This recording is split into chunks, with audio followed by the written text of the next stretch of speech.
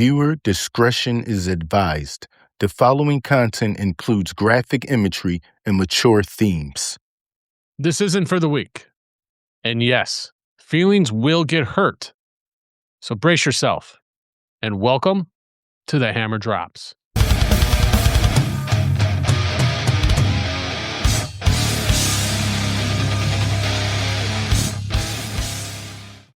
Welcome back to the show, folks. Happy Tuesday. It's been very cold where I'm at. I don't know how it's been where you guys are at, but if it's anything like it's been up here, I've heard a lot of snow, a lot of ice, all that shit. Hopefully y'all are safe and warm because let's face it, this weather sucks. So before we get into the show today, you know how we start this show every single time. If you like what you're hearing, you can definitely go follow me on social media. I'm heavily active over on Facebook and Instagram at the Hammer Drops. While you are there are two links in the bio. One that takes you to the website, thehammerdrops.com, and the other is a simple link tree that once you click on it, it's going to pop up and it's going to take you to all the other spots across the internet that you can find me, including YouTube. So while you're over on YouTube, if you're watching this, definitely hit that subscribe button, give the video a like, leave me a comment, and I'll get back to you as soon as I possibly can. If you want to reach out to me, don't DM me because DMs I never get. 9 times out of 10, they end up going into some like hidden folder or whatever on social media. So email me at david@thehammerdrops.com. That's the best way for me to respond back to you in normal fashion. Let's just be honest. Also, in that link tree, it's going to take you to where you can listen to the podcast over there on iTunes and Spotify as well. So, with that all being said, let's get into the show, shall we? So, you ever get the feeling that you've been here before? Not exactly, but close enough that it makes your skin crawl, right? That's exactly what 2026 feels like at the moment. There's this tension in the air, this constant pressure cooker of emotion, outrage, distraction. And if you lived through 2020, you know exactly what the hell I'm talking about. You know, I mean, who could forget 2020? I mean, after all, our government really lit us up then. So, and here's the thing, folks. 2026 doesn't feel new. It doesn't feel like something original. It sure as hell feels like a rerun. Different headlines, different villains, maybe slightly different players, but it's the same script. And the worst part, most people don't even realize it's the same playbook. Let's go back to 2020 for a moment. Chaos everywhere, lockdowns, riots, protests, people yelling at each other online and in real life. Families broken, friendships lost. Fear amplified to the max, moral outrage on a nonstop loop. And here's the kicker. While everyone was busy reacting, while everyone was busy picking sides, something bigger was happening behind the scene. And most of us didn't even notice. Fast forward to 2026. Different year, same emotional temperature. People are frantic, divided, screaming at each other, social media amplifying outrage like it's the most important thing in the world. And meanwhile, the real questions, the boring, uncomfortable ones, don't get asked.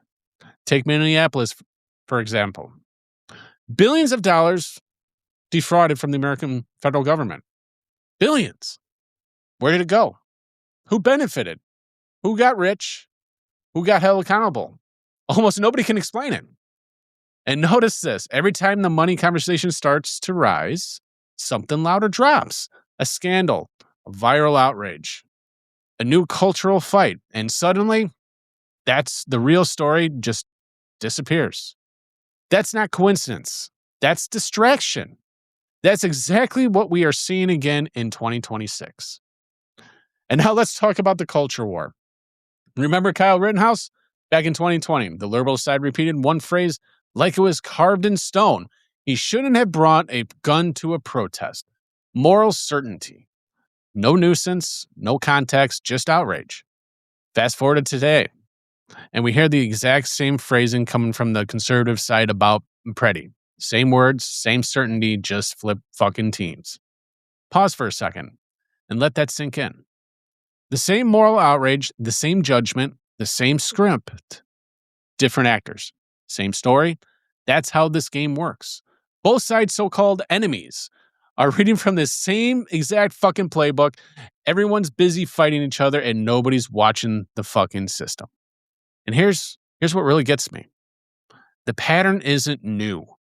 All of this, the chaos, the outrage, the division was happening in 2020, right before COVID hit. And then COVID hit, and overnight, everything escalated. Fear exploded, trust vanished, rights disappeared, rules changed permanently, wealth shifted upward, and most people too busy fighting each other to even fucking notice. Now, in 2026, we see the same signals. Rising outrage, constant moral certainty, viral narratives, social media feeding the rage cycle. And the question is, if history repeats itself, what's next? Because the next act usually is huge. A crisis, an emergency, something that forces people to say, we didn't have a choice. And the people pulling the strings, they already planned it. Let's slow down here. I want you to really think about this. If you can't criticize your own side, if you only attack the other side while ignoring your own, you're not really informed. You're owned. Being far middle doesn't mean neutral. It means you see the game, you see the patterns, and once you see them, you can't fucking unsee them. Think about this pattern closely. These patterns closely. All right. 2020, the outrage over a single event. People pick a team, morality simplified to black and white. 2026, outrage over a single event. People pick a team, morality simplified to black and white. Notice how the language is almost identical. Should have, shouldn't have, moral failing, criminal behavior, outrage, cancel, destroy, just flip sides. And the money moves quietly while the rest of us are here just busy yelling. Now, let's slow it down and really consider the Minneapolis money angle. Billions moved, billions vanished, billions nobody explains. And while people argue over the morality of protests, guns, and viral videos, the real shifts in power and wealth happen quietly. It's almost laughable, honestly. If it weren't so infuriating, billions shifted while we were busy performing outrage online, and the exact same thing is happening again in 2026 with other headlines, other crises, other distractions. Let's talk about COVID as a turning point. Remember early 2020, people panicked. Government imposed rules, some justified, some not. Media amplified worst case scenarios. Everyone had an opinion. No one had the full picture. And while people were fighting over masks, lockdowns, vaccines, and politics, the biggest shifts were happening quietly. Wealth concentrated, rights quietly eroded, rules rewritten, systems changed permanently. And most people missed it because they were too busy being outraged. Sound familiar? That's exactly what we see now. The same emotional setup, the same fear cycles, the same distractions. And if history repeats, we should all be worried about what's coming next. Let's pause again. Think about this. Every single time this pattern repeats, the next act is usually justified by crisis. That's how the system works. The people who are prepared, they see the pattern. The people who aren't, they're caught reacting, scrambling, and catching up. You all remember what happened in 2020, right? Everybody was trying to rush out and stock up on food, stock up on toilet paper, stock up on all this. People were too fucking scared to leave their houses.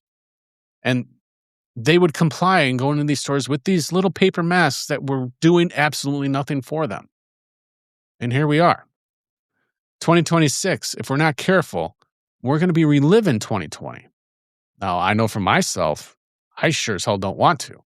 I can't say that for anybody else, but I'm sure you folks don't want to as well.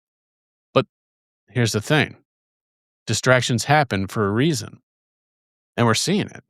Billions were stolen by the Somalian people in Minnesota, in Minneapolis.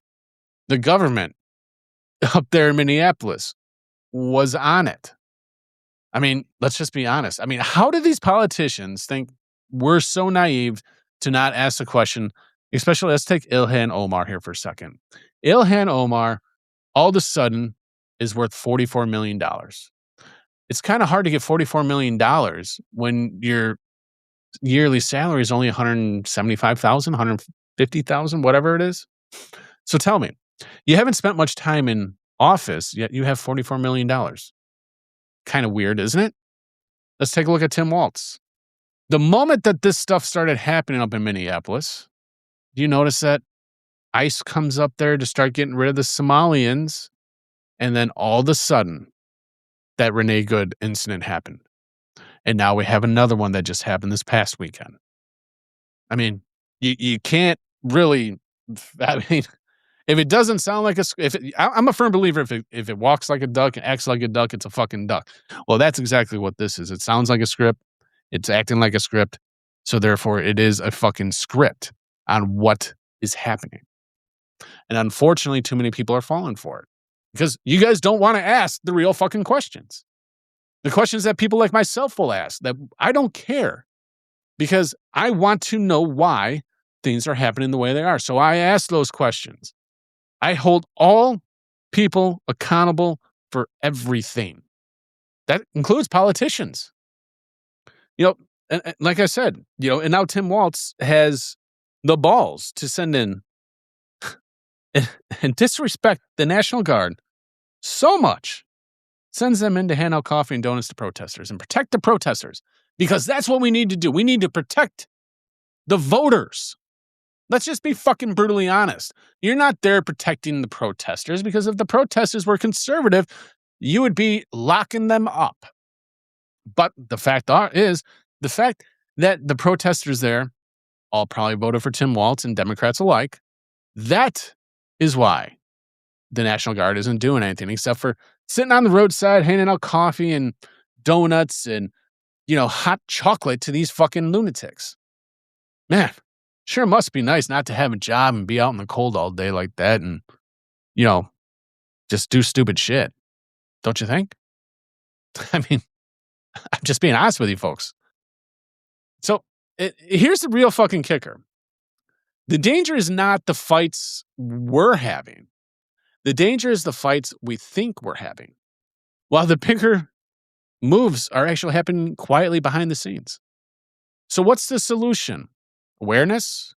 Pattern recognition? Following the money? Asking the uncomfortable questions? Refusing to get dragged into the same recycled outrage every single cycle. Because the cycle will repeat, as it always does. And the people who notice first, they get to play the game instead of being played. Let's repeat that for effect. Same script, different actors, same outcome. Watch closely. Follow the money. Don't get distracted. And above all, don't get played. Because 2026 is not new. It's just a remix. And if you're not careful, history is about to show you what comes next. And now, like I said, we saw what happened back then. We saw the history. You don't think our government doesn't have something in the background right now just to let loose? Because if you think that, man, I wish I could just live inside your head for 5-10 minutes to think that. Because the truth of this whole thing is what comes next, it's not going to be good.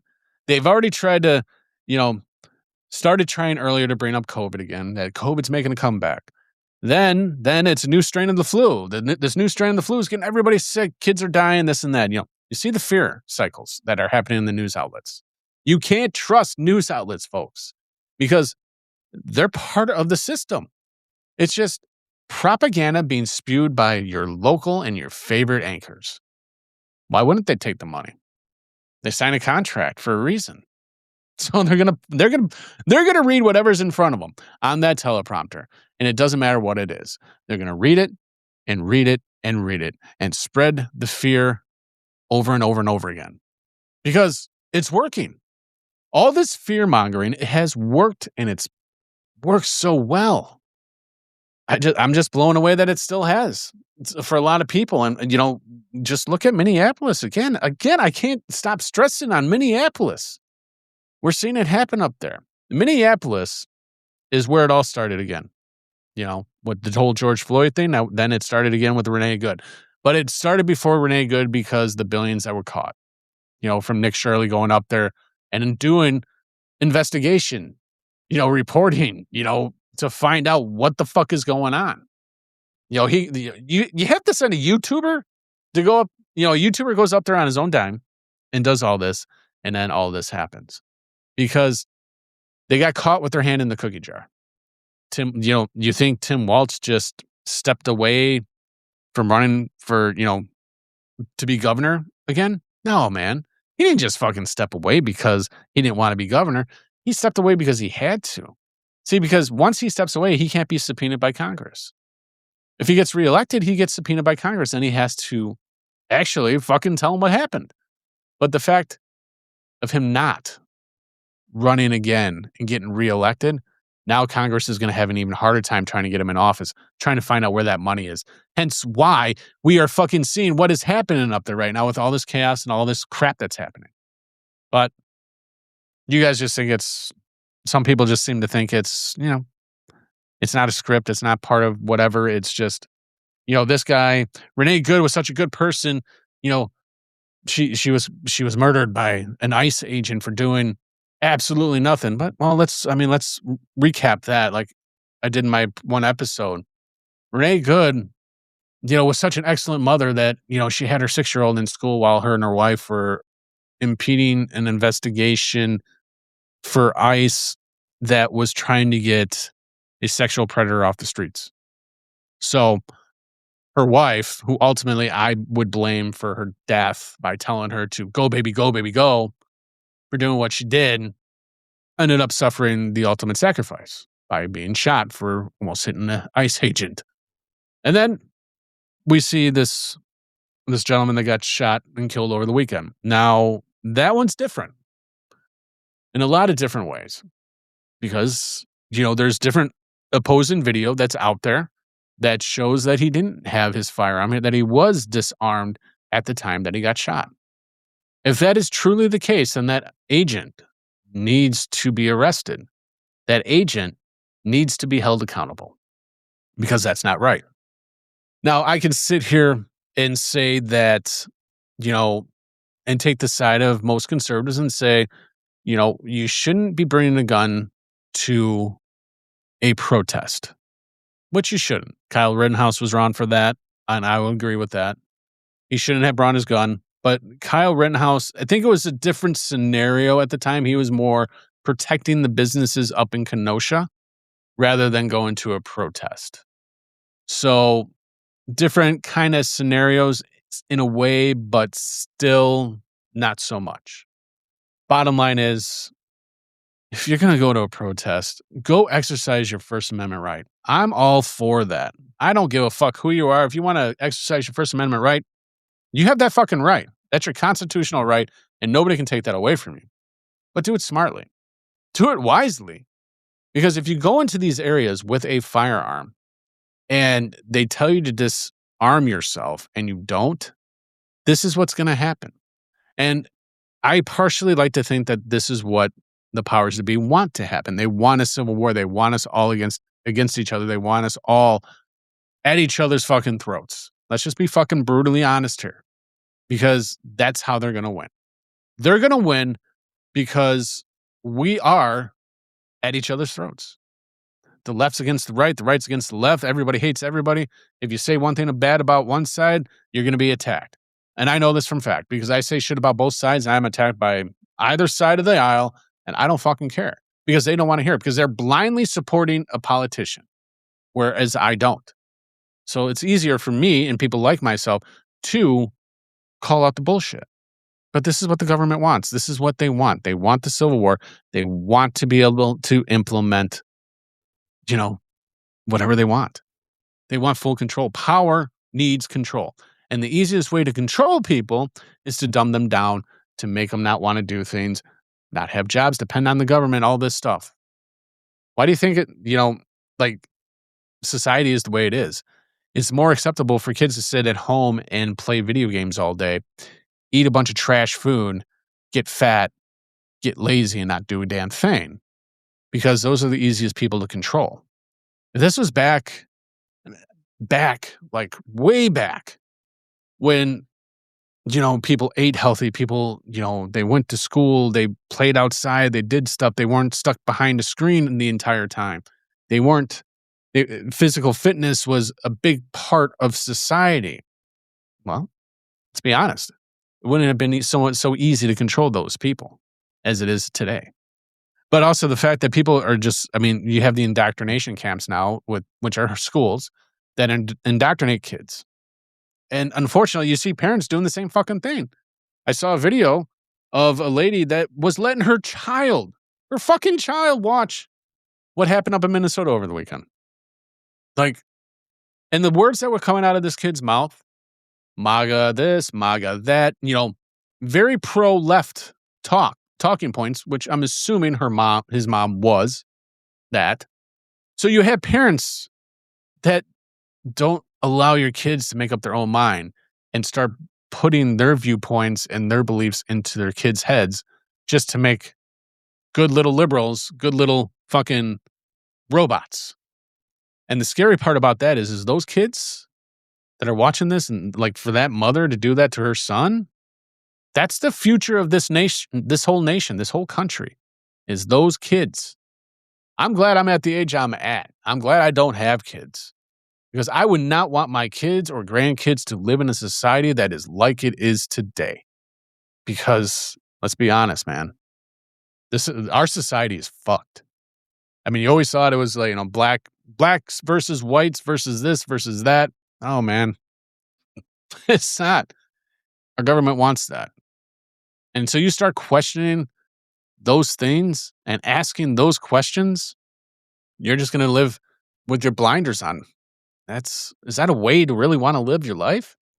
Do you really want to live your life with blinders on, just looking one thing? I just see this in front of me. That's it. I don't see anything else that's going on the right or the left.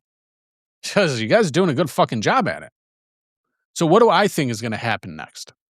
Well, if the script remains the same, just different players, I can see something coming up in the next, we got midterms coming, so probably close to midterms. I wouldn't be surprised if something pops off out of the woodworks, another illness of some sort, mysterious illness, another fast vaccine, more people dying, more people at each other's throats, more fighting, more arguing, families being broken up, friends lost, family lost, all over bullshit. That's exactly what's happening. That's what happened in 2020. That's exactly what's happening now. How many of you can actually say that you can go, because I have a family that has some liberals in it, and it's very hard to have family anything with them because they automatically look at you because, they think you're conservative. Like my family, the liberals in my family think I'm a conservative because I have very conservative viewpoints. But again, I see things, I see things for what it is on both sides. But because they look at me and they think I'm this conservative, tensions are very high. Very high. It's very rare that I get together with everybody in my family because we do have some that are liberals because they don't want to. Hell, I just had, a death in the family, and literally it was my uncle who's a liberal. He came, barely said 2 words to me. And it's like, okay. And I know my uncle doesn't like me, and I'm okay with that. I'm a grown ass man. I'm okay if you don't like me, if you hate me, you don't like me. I don't fucking care. But it was just ironic, It's like, yeah, even at a funeral, at a death, you just get the cold shoulder from that relative because of his beliefs don't match yours. Whatever happened in the time where, I remember, growing up, you can hear the conversations between neighbors, parents and neighbors, and they would always talk about how the government was just fucking everybody and this and that. And it wasn't about what side of the aisle you were on. It was about the government as a whole was fucking you.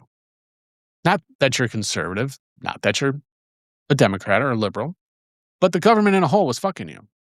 And they all got along. They got along just fine. They were all laughing. They were all, we would have them over for fucking, barbecues, all that stuff. And everybody would just have fun, just get along. Now, you can't do that.